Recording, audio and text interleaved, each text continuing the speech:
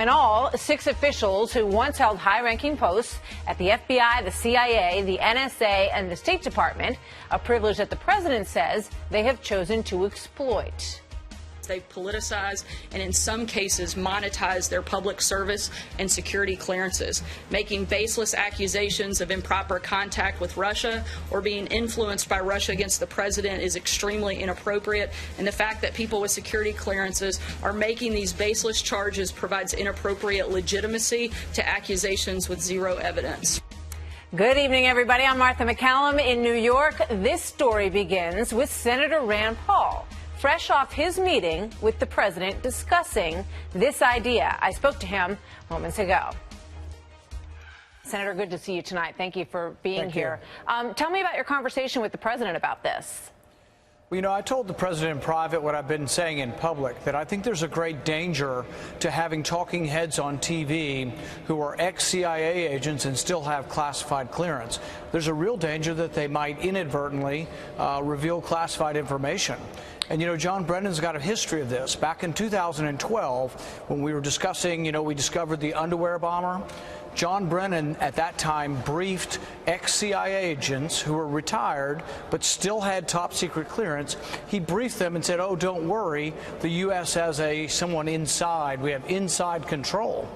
Well, then one of these ex-CIA agents went on television and said, oh, yeah, we have a double agent and nobody needs to worry. And it's like, whoops, the double agent was still there. So John Brennan's already been involved when he was on the inside, leaking information to people who still had top secret clearance, who were now talking heads. John Brennan leaked information that almost cost the life of a double agent. This is 4 years ago now. He should have been fired for that, but he wasn't fired by President Obama because I think he was a partisan. But now he's a talking head on the outside saying that basically President Trump should be executed. That's what we do for treason.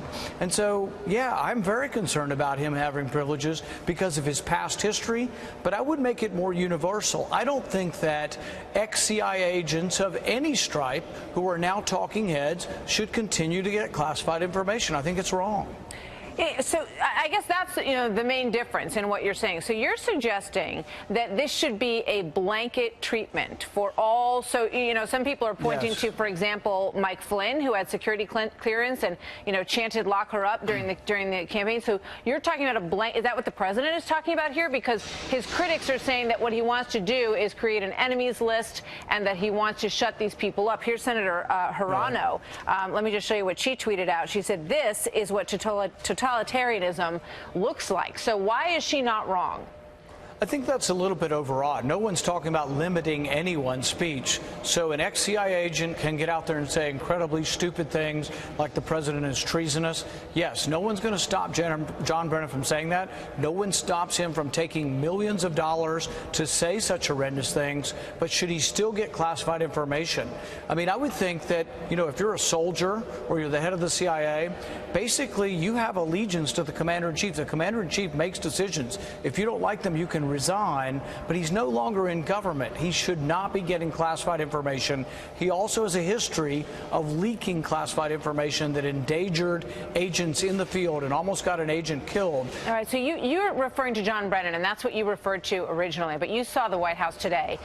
They added a lot of people to that list: Susan Rice, Michael Hayden, McCabe, Comey, and according to what they're saying now, James Comey and Andrew McCabe do not even have classified clearance. They do not have that kind of security clearance. So would you expand the list to include Michael Hayden?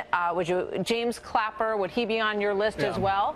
Yeah, I would not probably even name names. I would probably have it as a universal policy that when you leave, the only time I can think of a reason why you would want to keep this would be in a transition when you're still briefing people and you're sitting down with the next administration. I would probably just go one step beyond and not let any retired officials go on television that still have classified security clearance. So how serious is the president about pursuing this? Because they said, they want to look into the avenues that exist to pull these clearances. What was your impression when you were in there with him about what the time frame is for making this happen and how determined he is to do it? I think there's a great deal of resolve because I don't think we should reveal secrets to people who are calling the commander-in-chief treasonous. I don't think there's many people in America who are going to disagree with that judgment, that we would continue to give secrets to a person calling the president treasonous. So I do think that the American people are going to agree with him on this. And I would probably just go even further and say that really ex-CIA agents, once retired, should no longer have top secret clearance. All right. You know, in terms of, did the president, just in terms of the chicken and egg on this, was it your idea initially, or did you talk to the president about it? And, you know, did you say, I'm going to, you know, I'd like to bring this up, I'm going to start pursuing this? You know, I've been upset about John Brennan's remarks for a long time, but, you know, I've also been upset for him from the very beginning. I filibustered originally his nomination back in 2012, 2013, so I've never been a big John Brennan fan. You remember also that John Brennan was involved with hacking into the Democrats' computers when they were doing the research into torture and waterboarding. They illegally, and he eventually apologized, not before sort of lying at first and saying that they didn't do it. But John Brennan has a very, very sketchy history of doing things and abusing power, so he needs to not be getting any information, because I think he has a history of doing things for partisan reasons and also things that the CIA is not supposed to do, which is spy on senators and on their computers. What did the president say about Brennan?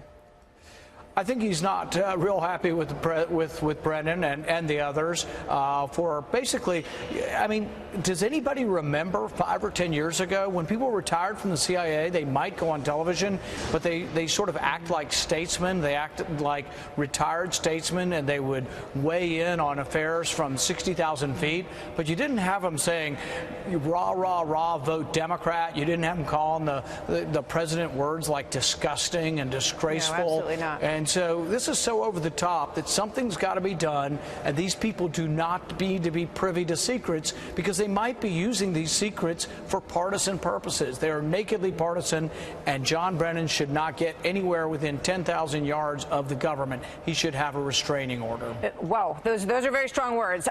Would that apply to, for instance, Robert Gates, who, you know, worked for Democrats and Republicans? He wrote a book where he said some pretty strong things about President Obama in terms of his confidence in his ability to lead. So would you include him on a list like that?